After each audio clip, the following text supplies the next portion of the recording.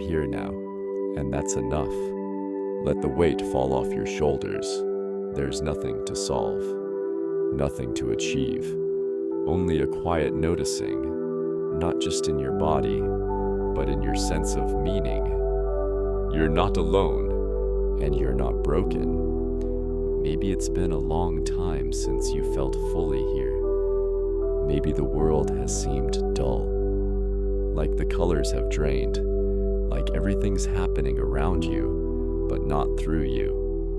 Maybe you've stopped being surprised by the things that once lit you up, and now they pass by like mist. It's okay. It makes sense. You adapted. You protected yourself. That wasn't weakness. That was wisdom. We're going to reflect on this feeling softly. We're going to explore why it arises and how it's been named before. Over 100 years ago, by someone who saw exactly what you're feeling now. This is not a diagnosis. This is a meditation on life, modernity, overstimulation, and the quiet hum beneath it all.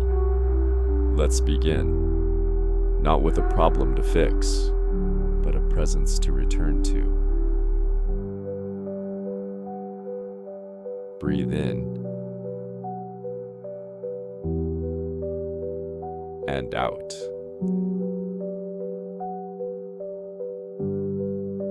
Somewhere around the turn of the 20th century, when trains grew faster and cities grew taller,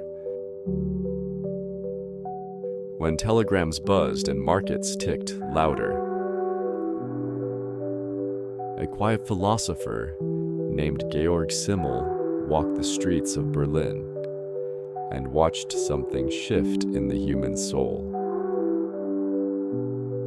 He wasn't loud, not a household name, but his insight has echoed ever since.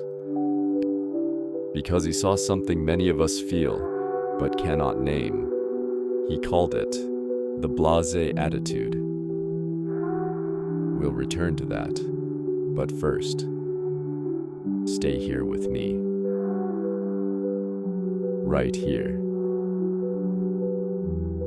You've likely felt it. The way the world keeps moving faster, the endless scroll, the flashing images, the notifications, the blur of voices and videos and faces. Even beauty becomes exhausting when it never ends. Even joy starts to feel like noise, so you protect yourself, not consciously, but deeply. Your soul begins to dim the volume. It's not because you don't care. It's because you cared too much, for too long, without rest. Simmel noticed that city dwellers, people surrounded by constant information and transaction, developed what he called a protective organ of the mind, a kind of psychological filter. Because reacting to everything, feeling everything, would be too much. So the mind, to survive, learns to stop reacting. Not because there's nothing worth reacting to, but because there's too much, all at once. Sound familiar? You wake up, and there's a war in one tab, a sale in another, a tragedy, a meme, a heartbreak, a product, a scream, a silence, and you scroll past them all, feeling almost nothing. This isn't apathy. This is armor. Georg Simmel saw it long before the internet, long before algorithms, in his essay, The Metropolis and Mental Life. He said that the city creates a new kind of person, one who learns to dull emotional response, just to stay functional. And he called this person Blasé, not cruel, not broken, just worn smooth, dulled by too many impressions, flattened by constant attention, stripped of awe because awe was too expensive to keep up. So if the world has felt blurry, if you felt distant from your joy, from yourself, from life, know this: you are not broken. You are not numb by nature. You are protecting something deep inside. And now that you know that, you can stop blaming yourself for how you feel. You can stop trying to feel on command. You can simply rest. You've been asked to respond to too much, and now you get to slow down. You get to listen, not to the noise, but to what's beneath it. A hum, a breath, a self that has been quiet, but not gone. Simmel believed that even in the glassy-eyed crowd, something unique, something sacred, remained within each person, untouched. So tonight, or today, wherever you are, we'll walk softly into his ideas, not to analyze, but to remember, not to study, but to reconnect.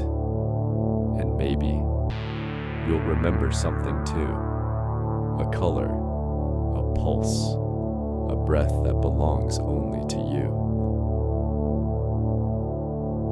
You are not numb. You are overwhelmed, and you are safe to come back to yourself. Trains rumbled across new bridges. Glass storefronts replaced wooden stalls. Money passed between more hands than ever, and strangers brushed past each other like shadows on stone. He was a quiet observer, soft-spoken, private. He watched the city the way some people watch the stars, not for answers, but for patterns. His work is hard to label. He was a philosopher, a sociologist, a cultural theorist. But more than anything, he was a noticer. He noticed what city life was doing to people. He saw how modern life, even with all its wonders and progress, was beginning to fracture the soul.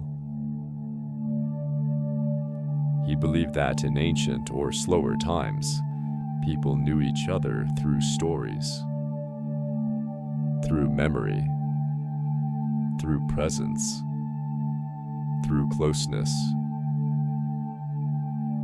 But in the city, people are known by their functions, their speed, their transactions, the butcher, the banker, the clerk, the stranger. Modern life, he said, is not just fast. It is fragmented. People belong to many circles, but none fully. They are seen by many eyes, but deeply known by few. He called this the tragedy of modern culture, not because culture was dying, but because it was spreading too thin. More art, more ideas, more people. But he warned that this complexity came with a price. The human mind, he said, was not designed to constantly shift focus, to compare prices, to evaluate strangers, to schedule every hour into boxes and reminders. So it builds defenses, It filters, it flattens, and eventually, it forgets how to feel fully. This is where the blasé attitude comes in. Blasé, a French word meaning unimpressed, indifferent, dulled. Simmel used it to describe the person who has seen too much, heard too much, felt too much, and now sees everything as gray. Not because the world is gray, but because the senses have dimmed from overuse. This blasé person, he said, is the product of overstimulation. The mind begins to protect itself from being overwhelmed by ceasing to respond at all. A beautiful painting, a tragic story, a joyful moment, a moment of connection, they all pass through the same inner filter. And the filter says, don't react, don't invest, stay cool, stay distant.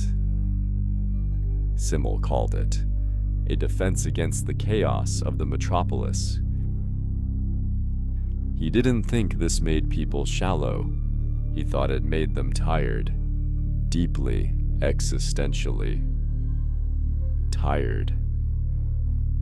And he asked, what happens to the soul when everything it sees becomes a blur? He believed something crucial was being lost, something he called the genuine individuality of the person. Because when life becomes a flood of inputs, when attention becomes a currency, when performance replaces presence, people begin to forget who they are. They stop being and start reacting. And then, even their own inner life can begin to feel foreign. Simmel saw this over 100 years ago, but the feeling he named has only grown louder. You don't have to live in Berlin or New York to feel it. You just have to live. With too many tabs open, too many expectations, too many voices, all asking for your attention at once. Your mind, to protect you, says, enough. And that is what the blasé attitude really is. Not laziness, not coldness, but a quiet, unspoken enough, a retreat from the flood. You are not wrong for feeling this way. You are simply alive in a world that asks you to be everywhere, but rarely here. And now, as you sit or lie down and let your breath slow, you can begin to return to here. Not in full color all at once, but in flickers and softness and time. You are not losing your soul.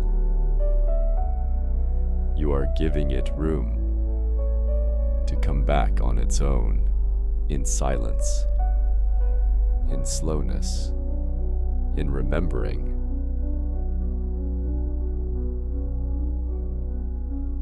Simmel believed that in the middle of all this noise, we begin to mistake stimulation for connection and novelty for meaning.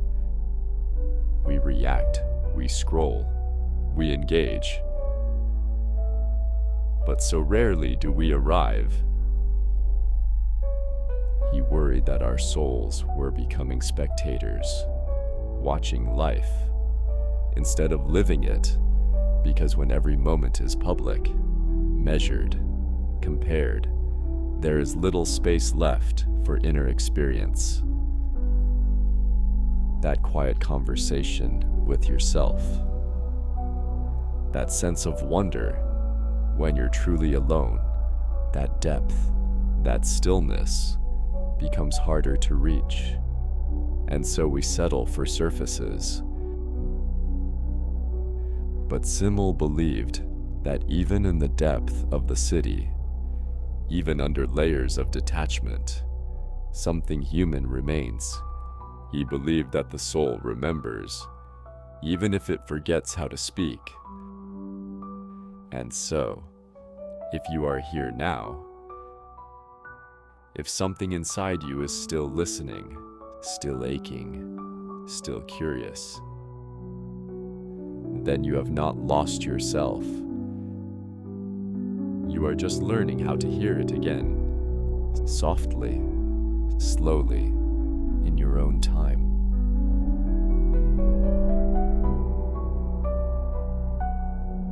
Close your eyes, or let them soften. Let the light blur. Let the edges fade. You don't need to pay attention now.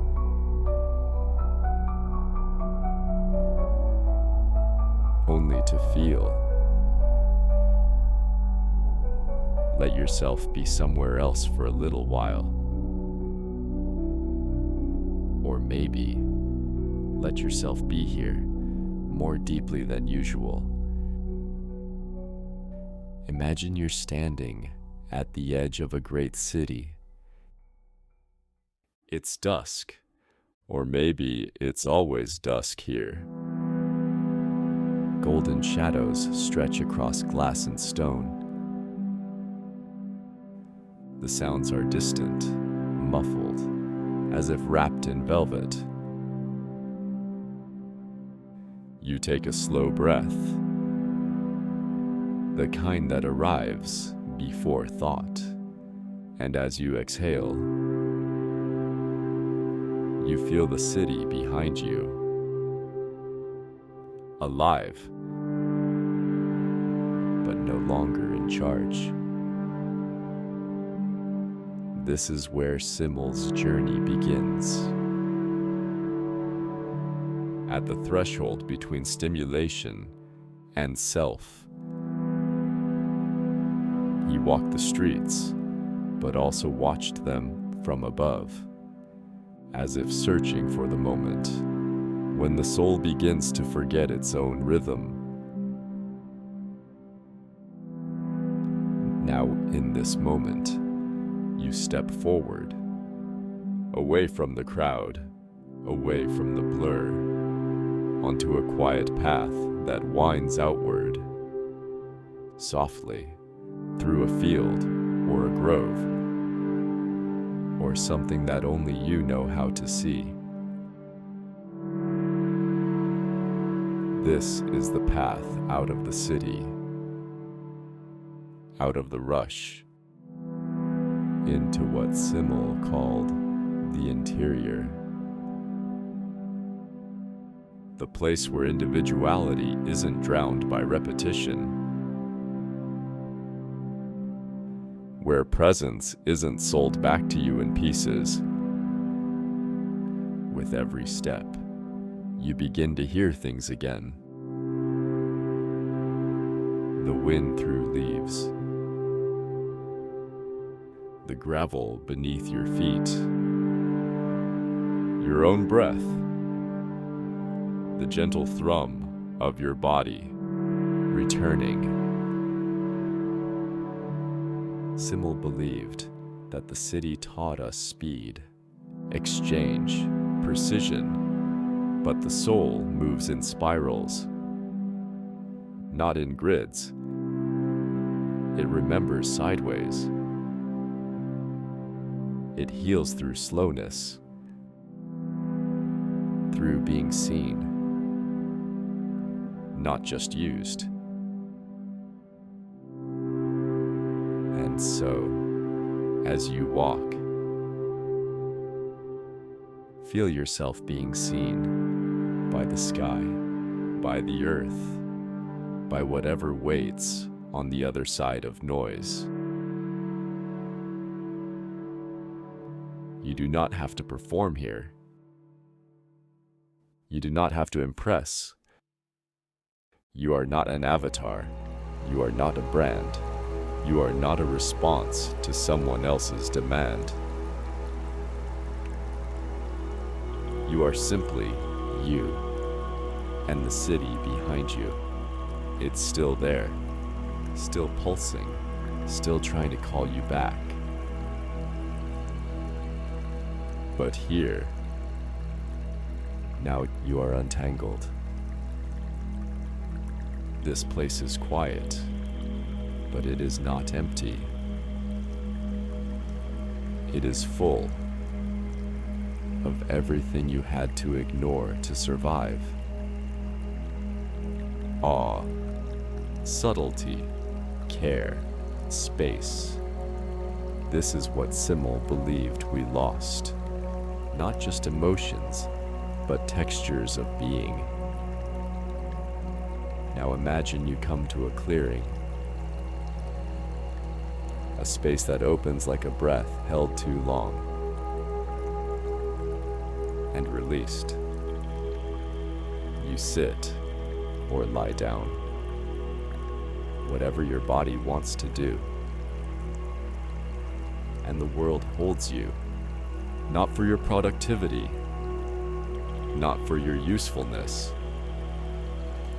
but because you exist.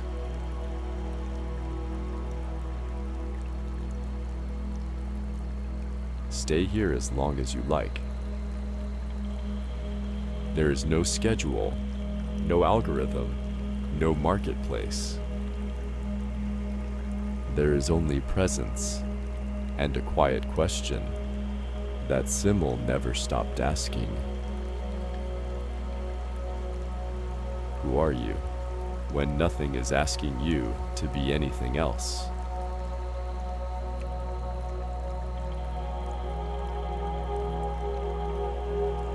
The answer doesn't have to come now. It doesn't have to come in words. Just let it come in your own rhythm. And if it doesn't come, that's okay too. Sometimes, the answer is simply the silence that holds you as you begin to remember. You were always here, just waiting for the noise to fade. You are not broken, even if you haven't felt joy in a while. Even if the world feels like wallpaper, even if nothing seems to move you, that doesn't mean you're empty. It means you've been overwhelmed, and overwhelm is not a weakness. It's a signal, a quiet message from your nervous system that the world became too loud, too fast, too full, and you never got the chance to digest it all. This is human, not a failure, not a flaw, but a function. Your brain, your body, your soul, they all adapt to survive. And when they adapt to constant noise, they begin to silence themselves inside, just to keep going. Simmel saw this happening long before phones and feeds. He saw people walking faster, talking less, forgetting how to be astonished, forgetting how to stop. He believed this wasn't personal. It was cultural, a symptom of systems growing too big for our senses. In his time, it was the city, the economy, the rise of mechanical time, the pressure to be everywhere, to be productive, to keep pace in our time. It's all of that, and more. The scroll, the buzz, the click, the expectation to reply instantly, to care deeply about everything, to never miss a moment, to never fall behind. We are expected to live like machines, but we are not machines. We are breath. We are rhythm. We are soft interiors, not built for endless consumption. Simmel wrote that the modern individual is flooded by impressions, too many sights, too many sounds, too many faces, too much comparison, too much evaluation. And so, to survive, we dull our responses. It is not that you do not care. It is that you cannot afford to care about everything without losing something of yourself in the process. And so your mind, in its quiet wisdom, built walls, soft walls, necessary walls. It stopped you from feeling too much, because it knew that feeling everything would crush you. And now, you are here, and maybe you miss that feeling of being moved, of being deeply present, of being pierced by beauty or laughter or grief. Maybe you wonder where that version of you has gone. But it's still there, just resting, just waiting for the storm to pass. You haven't lost your sensitivity. You've protected it, hidden it like a candle in a windstorm. And now, maybe, it's time to check on it, to hold it gently and say, you are safe again. Simmel believed that our sense of self is not fixed. It moves. It contracts under pressure and expands in safety. There was a moment in history, Simmel noted, when clocks began to rule the day, not the sun, not the seasons, but numbers, minutes, deadlines, timetables, schedules.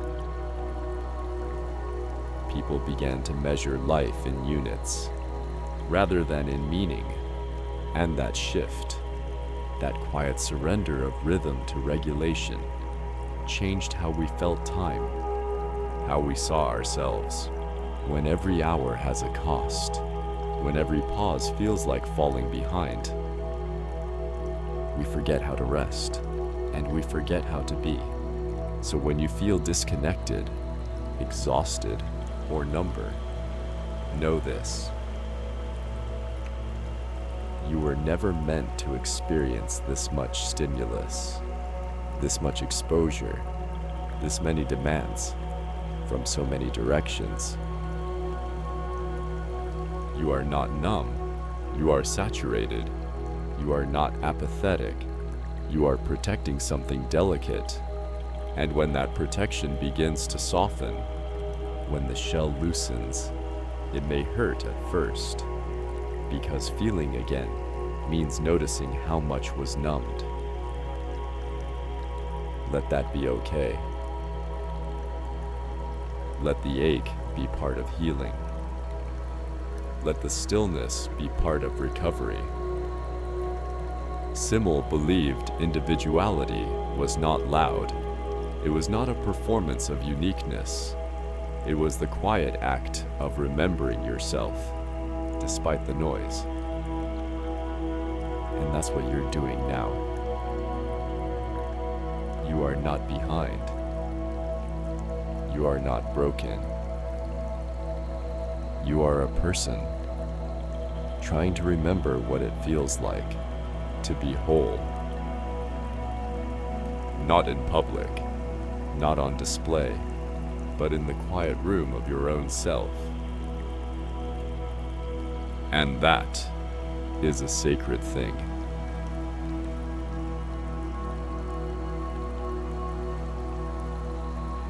you've made it here. And that means something. Even if all you did was press play and rest your eyes, that is enough.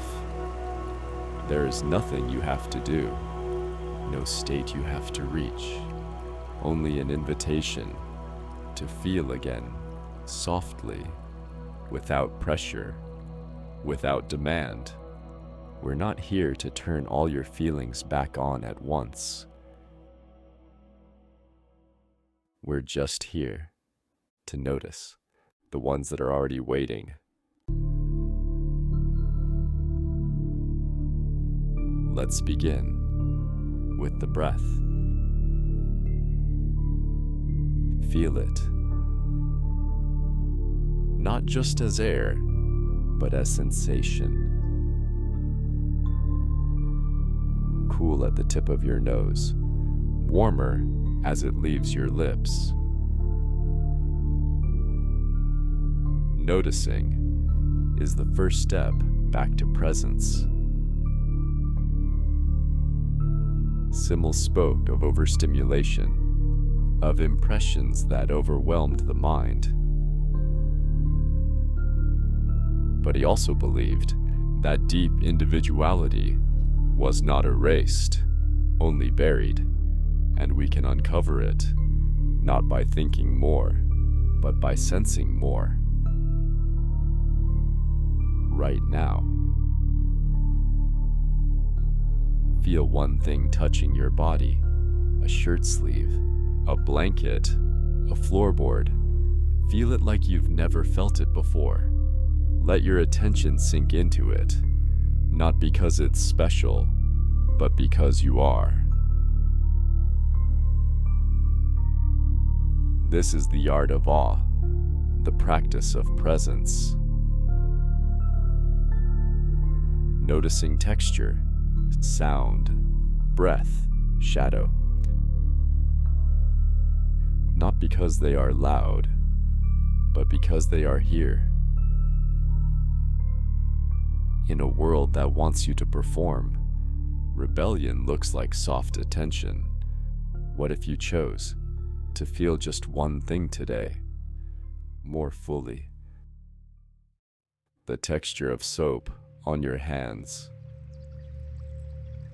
the pattern of rain on a window, the way your spine curves into a pillow. This is not escape. This is return to a body that remembers, to a world that never stopped humming. Let your hearing soften, not to music, but to ambient sound, a distant hum, the creak of a house, your own breath again. Now a little slower, a little deeper. Simmel wrote that modern life strips experience of depth, but depth can be reclaimed in the micro, in the quiet, in the now. You don't have to look for magic. You are already surrounded by it.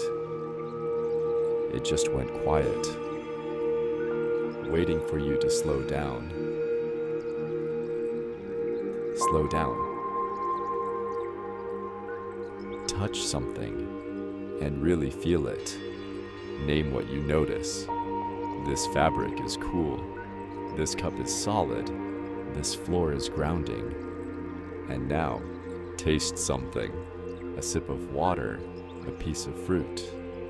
Notice how it feels, not just on your tongue, but through your whole face, through your breath after swallowing. You are not lost. You are layered, and those layers peel back through presence. No one can rush this. It is yours alone. And the more you sense, the more you return, the more you pause, the more you inhabit, and the more you inhabit, the more alive life becomes. Not in fireworks, but in stillness. Not in headlines, but in here. Here. Where your skin remembers that it is sacred, that your breath is enough, that your attention is holy. This is what the world often forgets, that awareness is not passive, it gives life meaning. Simmel believed that individuality is not something given, it's something grown, cultivated through reflection, through resistance to sameness, through choosing to feel, even when it's easier not to. And that feeling does not begin with big emotions. It begins with sensation, the cool air on your collarbone, the way your jaw relaxes when you're not trying, the quiet release in your stomach when you know no one is watching. These are the foundations of being. Try moving just one part of your body without urgency, just to feel it move. Maybe a wrist, a shoulder, a toe. Maybe your face softens, just slightly, like exhaling without being told. The world has trained you to ignore yourself, to keep going, to perform your presence rather than inhabit it. But Simmel believed that the soul survives even in the noise. It hides, it waits, and it reemerges when we remember how to be alone with ourselves, not lonely, not disconnected, but alone in the best sense, undivided, whole, inside your own life. The more you sense, the more you soften, and the more you soften, the more you begin to reawaken, not to content, not to pressure, but to wonder, the natural state of a being not in defense. And if you're not there yet, that's okay. You don't need to push. Even the desire to feel is a kind of feeling. So honor that. Honor the flicker, the ache, the quiet longing. They are signs that your soul is stirring again. You don't have to do anything about it. Just stay. Just feel. Just breathe. Let your eyes land on something ordinary and let yourself be surprised by it. The bend of a spoon, the shadow of a leaf. Let your senses remember that you are here, and that being here is the beginning of everything.